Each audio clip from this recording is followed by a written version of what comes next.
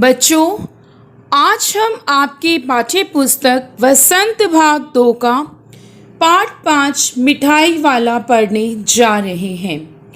प्रस्तुत पाठ के लेखक भगवती प्रसाद वाजपेयी जी हैं, जिनका जन्म कानपुर में हुआ था। इन्होंने कई नौकरियां की और इन्होंने लेखन कार्य भी साथ साथ किया। प्रेम पथ, मीठी चुटकी, अनाथ पत्नी, त्यागमयी, दो बहनें आदि इनकी प्रमुख कृतियां हैं। पाठ शुरू करने से पहले पाठ के बारे में जानते हैं कि लेखक प्रस्तुत पाठ में क्या कहना चाह रहे हैं। नाम से ही पता चल रहा है मिठाई वाला। मिठाई वाला अर्थात यहाँ पर बात किसी व्यक्ति के बारे में हो रही है जो कि क्या करता है, मिठाई बेचता है। तो आइए पाठ प्रारंभ करते हैं। बहुत ही मीठे स्वरों के साथ वह गलियों में घूमता हुआ कहता, बच्चों को बहलाने वाला, खिलौने वाला। तो ये जो व्यक्ति है ये वही है जिसके नाम पर पाठ का शीर्षक रखा गया है मिठाई वाला, परंतु यहाँ ये दिखाया गया है कि यह खिलौने बेच रहा है। इस अधूरे वाक्य को वह ऐसे विचित्र किंतु मादक मधुर ढंग से गाकर कहता कि सुनने वाले एक बार अस्थिर हो उठते। उसके स्नेहाभिषिक्त कंठ, स्नेहाभिषिक्त अर्थात स्नेह से भरे हुए कंठ से फूटा हुआ गान सुनकर निकट के मकानों में हलचल आ जाती। अर्थात कहने का भाव है कि उसके कंठ का जो स्वर था वो बहुत ही मधुर था। छोटे छोटे बच्चों को अपनी गोद में लिए युवतियां चिकों को उठाकर छज्जों पर नीचे झांकने लगती। चिक अर्थात घूंघट। गलियों और उनके अंतर्व्यापी छोटे छोटे उद्यानों में खेलते और इठलाते हुए बच्चों का झुंड उसे घेर लेता और तब वह खिलौने वाला वहीं बैठकर खिलौने की पेटी खोल देता। बच्चे खिलौने देखकर पुलकित हो उठते। पुलकित अर्थात बहुत खुश हो जाते। वे पैसे लेकर खिलौने का मोल भाव करने लगते। पूछते, इचका दाम क्या है? ऑल इचका।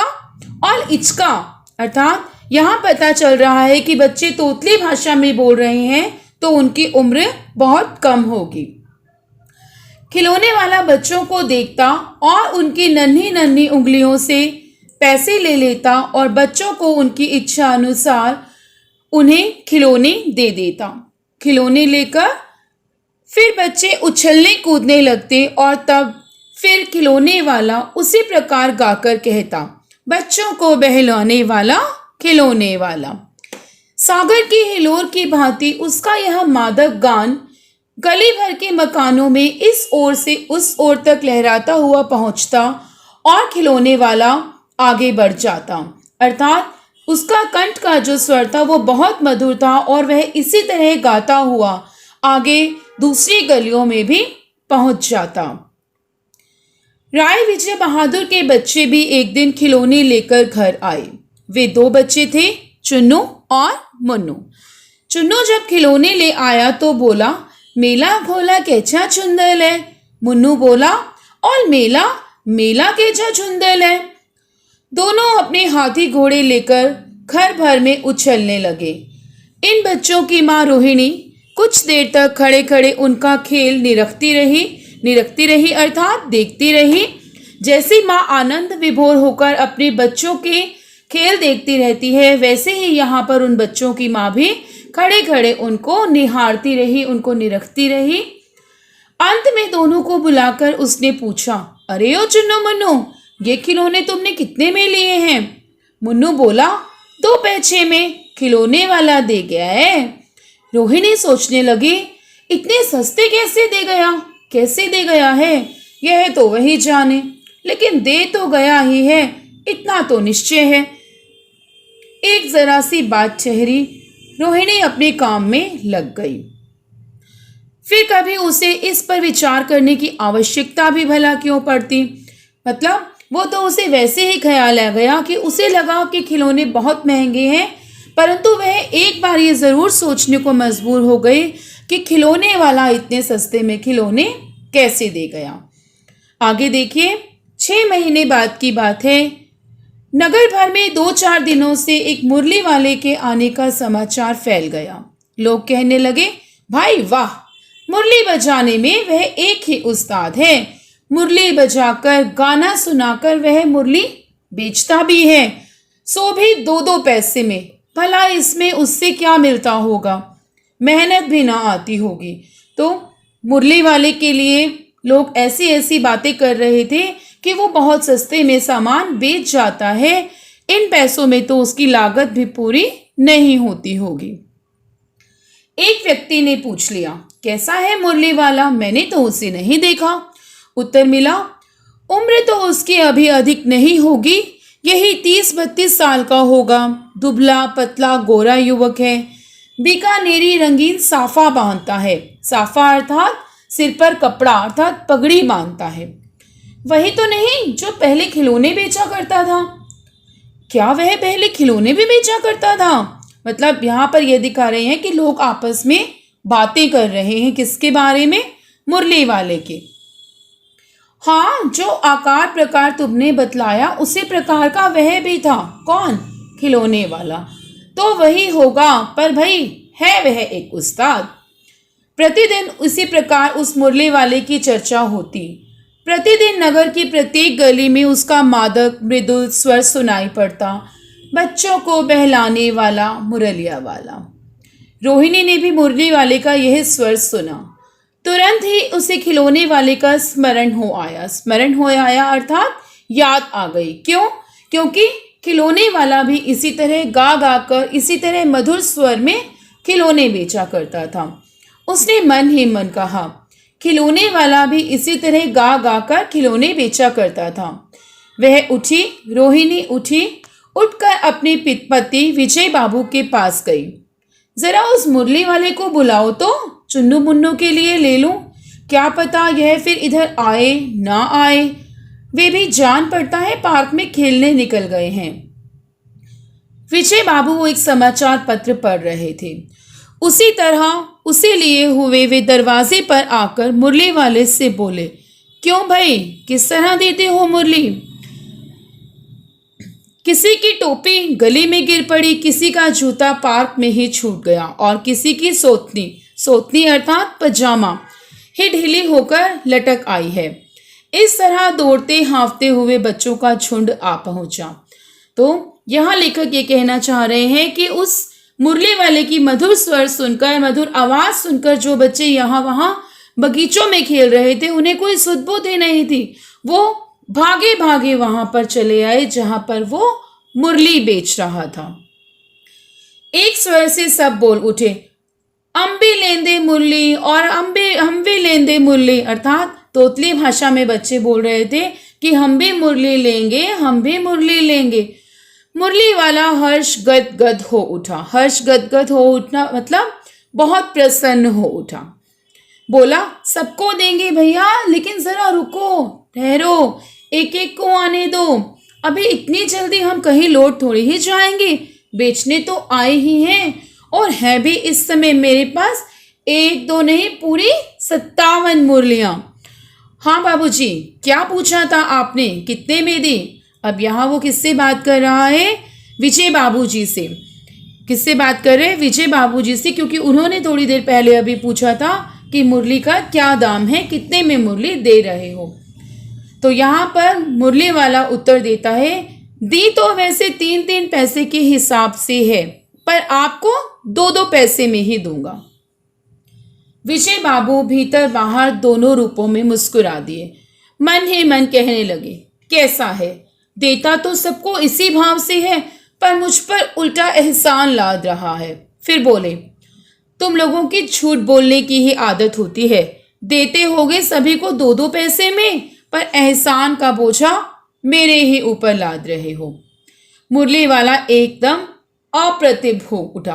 अप्रतिभ मतलब अचानक से आश्चर्यचकित हो गया उनकी बात सुनकर। बोला, आपको क्या पता बाबूजी कि इनकी असली लागत क्या है?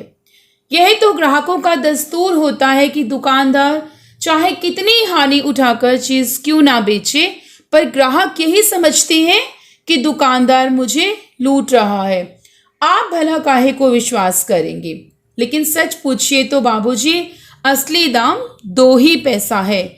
आप कहीं से 2 पैसे में ये मुरली नहीं पा सकते। मैंने तो पूरी 1000 बनवाई थी, तब मुझे इस भाव में पड़ी है।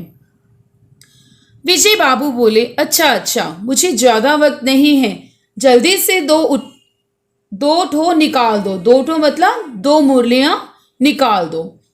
2 मुरलियाँ लेकर विजय बाबू फिर मकान के भीतर पहुंच गए। मुरली वाला देर तक उन बच्चों के झुंड में मुरलियाँ बेचता रहा। उसके पास कई रंग की मुरलियाँ थी। बच्चे जो रंग पसंद करते, मुरली वाला उसी रंग की मुरली निकाल देता। तो यहाँ हम कह सकते हैं मुरली वाला बड़े शांत स्वभाव का था, बड़ी सहनशीलता थी उसके अंदर। नहीं तो हम देखते हैं कि बच्चे हर चीज़ के लिए कितनी जिद करते हैं। कभी कहते हैं ये दे दो, कभी कहते हैं ये रंग दे दो, कभी कहते हैं वो रंग दे दो। लेकिन मुरली वाला क्या करता, बच्चे जो भी रंग पसंद कर रहे थे वो उसे निकाल के दे रहा था। यह बड़ी अच्छी मुरली है, तुम यही ले लो बाबू। राजा बाबू, तुम्हारे लायक तो बस यह है। हाँ भैया, तुमको वही देंगे, ये लो। तुमको वैसी ना चाहिए, यह नारंगी रंग की, अच्छा वही लो। ले आए पैसे। तो ये अलग अलग वाक्य वो अलग अलग बच्चों से बोल रहा है, बड़े प्यार से बोल रहा है। आगे, अच्छा ये लो, तुम्हारे लिए मैंने पहले से ही निकाल रखी थी। हर बच्चे को जवाब दे रहा है वो यहाँ पर। अगले बच्चे को कहता है, तुमको पैसे नहीं मिले, तुमने अम्मा से ठीक तरह ना मांगे होंगे। धोती पकड़कर पैरों में लिपटकर अम्मा से पैसे मांगे जाते हैं। तो बच्चों को सिखा रहा है वो कि अम्मा से कैसे पैसे मांगे जाते हैं। बाबू, हाँ फिर जाओ, अब की बार मिल जाएंगे, दुवन्नी है तो क्या हुआ, ये लो पैसे वापस लो। ठीक हो गया ना हिसाब, मिल गए पैसे। देखो मैंने तरकीब बताई। अच्छा, अब तो किसी को नहीं लेना है। तो ये सारी बातें, ये सारा वार्तालाप वो बच्चों से कर रहा है कि तुम ये ले लो, तुम्हें ये अच्छी लग रही है, तुम्हें ये कलर चाहिए, ये तुम्हारे हिसाब की है, तुम अम्मा से पैसे ले आओ। तो बच्चों के साथ वो उलझा हुआ है। सब ले चुके, तुम्हारी माँ के पास पैसे नहीं हैं, अच्छा तुम भी यह ले लो। मतलब एक बच्चा दिखाया है जिसकी माँ के पास पैसे नहीं है। तो दयालुता देखो बच्चों उस मुरली वाले की, वो उस बच्चे को भी मुरली दे देता है और मुरलियाँ देकर फिर वो कहता है, अच्छा तो अब मैं चलता हूँ। इस तरह मुरली वाला फिर आगे बढ़ गया। आज अपने मकान में बैठी हुई रोहिणी मुरली वाले की सारी बातें सुनती रही। आज भी उसने अनुभव किया, बच्चों के साथ इतने प्यार से बातें करने वाला फेरी वाला पहले कभी नहीं आया। फेरी वाला जो गलियों में घूम घूम कर सामान बेचता है, फिर वह सौदा भी कैसा सस्ता बेचता है, भला आदमी जान पड़ता है। समय की बात है जो बेचारा इस तरह मारा मारा फिरता है। पेट जो ना कराए सो थोड़ा। कहने का मतलब है कि रोहिणी ये सोच रही है कि बेचारा अपना पेट पालने के लिए कभी खिलौने बेचता है, कभी मुरली बेचता है। इसी समय मुरली वाले का क्षीण स्वर दूसरे निकट की गली से सुनाई पड़ा, बच्चों को बहलाने वाला मुरलिया वाला। रोहिणी इसे सुनकर मन ही मन कहने लगी, और स्वर कैसा मीठा है इसका। बहुत दिनों तक रोहिणी की मुरली वाले का वह एक मीठा स्वर और उसकी बच्चों के प्रति वे स्नेह से भरी हुई जो वो बच्चों के साथ बातें करता था, वो उसे याद आती रही। महीने के महीने आए और चले गए, फिर मुरली वाला न आया। धीरे धीरे उसकी स्मृति भी क्षीण हो गई, अर्थात धीरे धीरे अब उसकी याद आना भी कम हो गया। तो पहले हमने देखा खिलौने वाला था, 6 महीने के बाद वो मुरलियाँ बेचने आया। अब आता है 8 मास बाद। 8 मास बाद अर्थात 8 महीने बाद। सर्दी के दिन थे। रोहिणी स्नान करके मकान के छत पर चढ़कर आजानु लंबित केश राशि सुखा रही थी, अर्थात उसके बहुत लंबे बाल थे और वो उन्हें सुखा रही थी। इस समय नीचे की गली में सुनाई पड़ा बच्चों को बहलाने वाला मिठाई वाला। मिठाई वाले का स्वर उसके लिए परिचित था। झट से रोहिणी नीचे उतर आई। उस समय उसके पति मकान में नहीं थे। हाँ, उनकी वृद्धा दादी थी। रोहिणी उनके कमरे के निकट आकर बोली, दादी, चुन्नू मुन्नू के लिए मिठाई लानी है, जरा कमरे में चलकर ठहराओ। मैं उधर कैसे जाऊं, कोई आता ना हो। जरा हटकर मैं भी चिक्की ओट में बैठी रहूंगी। चिक्की ओट में मतलब घूंघट की ओट में मैं भी बैठी रहूंगी। तो आप उस मिठाई वाले को जरा उस कमरे में बुलाकर बैठाओ और मिठाई ले लो। दादी उठकर कमरे में आकर बोली, ए मिठाई वाले, इधर आना। मिठाई वाला निकट आ गया, बोला, कितनी मिठाई दूं मां? ये नई तरह की मिठाइयाँ हैं, रंग बिरंगी, कुछ कुछ खट्टी, कुछ कुछ मीठी, जायकेदार, बड़ी देर तक मुंह में टिकती हैं, जल्दी नहीं घुलती, बच्चे बड़े चाव से चूसते हैं। इन गुणों के सिवा ये खांसी भी दूर करती हैं। कितनी दूं? तो यहाँ वो अपनी मिठाइयों की खासियत बता रहा है, विशेषताएं बता रहा है। चपटी, गोल, पहलदार गोलियां हैं। पैसे की 16 देता हूँ। दादी बोली, 16 तो बहुत कम होती हैं, भला 25 तो देते। मिठाई वाले बोला, नहीं दादी, अधिक नहीं दे सकता, इतना भी देता हूँ। यह अब मैं तुम्हें क्या, खैर मैं अधिक ना दे सकूंगा। रोहिणी दादी के पास ही थी, बोली, दादी फिर भी सस्ता दे रहा है, 4 पैसे की ले लो, यह पैसे रहे। मिठाई वाला मिठाइयाँ गिनने लगा, तो 4 की ही दे दो। अच्छा 25 नहीं सही 20 ही दो। अरे हाँ, मैं बूढ़ी हुई, मोल भाव अब मुझे ज्यादा करना आता भी नहीं। कहते हुए दादी के पोपले मुंह से जरा से मुस्कुराहट फूट निकली। रोहिणी ने दादी से कहा, दादी इससे पूछो तुम शहर में और कभी भी आए थे या पहली बार आए हो? यहाँ के निवासी तो तुम हो नहीं। दादी के इस कथन को दोहराने की चेष्टा की ही थी कि मिठाई वाले ने उत्तर दिया, पहली बार नहीं, और भी कई बार आ चुका हूं। रोहिणी चिक की आड़ से ही बोली, पहले यही मिठाई बेचते हुए आए थे या कोई और चीज लेकर? मिठाई वाला हर्ष, संशय और विस्मयादी भावों में डूबकर बोला, इससे पहले मुरली लेकर आया था और उससे भी पहले खिलौने लेकर। रोहिणी का अनुमान ठीक था। अब तो वह उससे और भी कुछ बातें पूछने के लिए अस्थिर हो उठी। वह बोली, इन व्यवसायों में भला तुम्हें क्या मिलता होगा?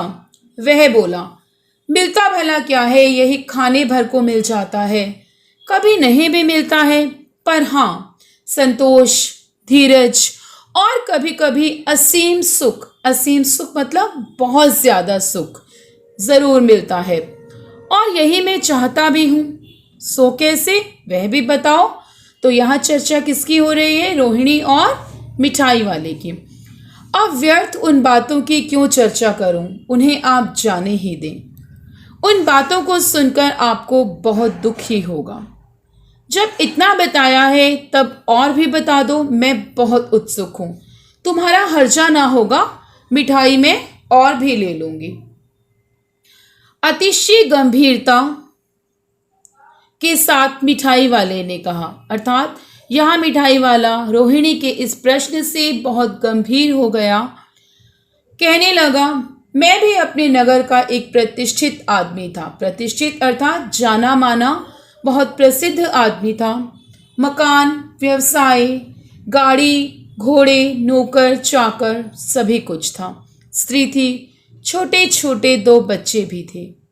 मेरा वह सोने का संसार था। बाहर संपत्ति का वैभव था, भीतर सांसारिक सुख था। स्त्री सुंदरी थी, मेरी प्राण थी। बच्चे ऐसे सुंदर थे जैसे सोने के सजीव खिलौने।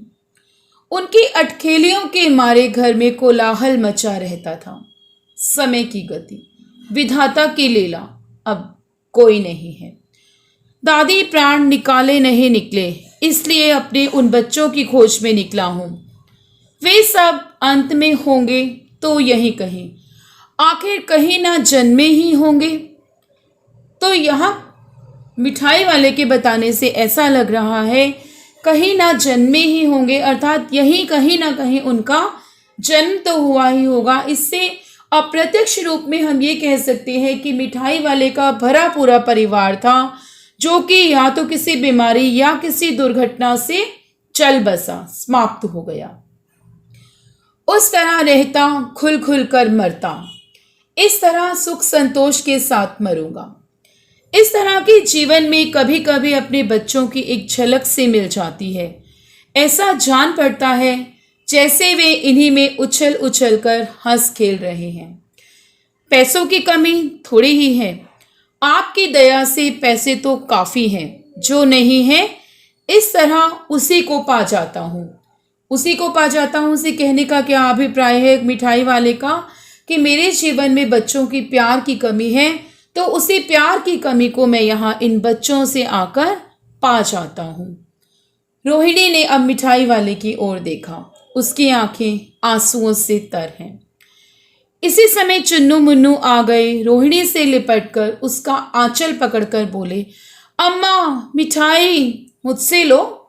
यह कहकर तत्काल कागज की 2 पुड़ियाँ मिठाइयों से भरी मिठाई वाले ने चुन्नू मुन्नू को दे दी। रोहिणी ने भीतर से पैसे फेंक दिए। मिठाई वाले ने पेटी उठाई और कहा, अब इस बार ये पैसे ना लूंगा। दादी बोली, अरे अरे ना ना, अपने पैसे ले जा भाई। अब यहाँ देखो कि मिठाई वाले ने इनसे पैसे लेने को क्यों मना कर दिया। क्यों?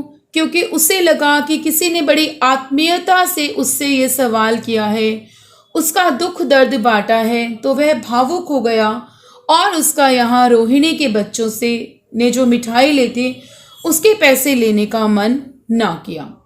तब तक आगे फिर सुनाई पड़ा उसी प्रकार मादक मृदुल स्वर में बच्चों को बहलाने वाला मिठाई वाला।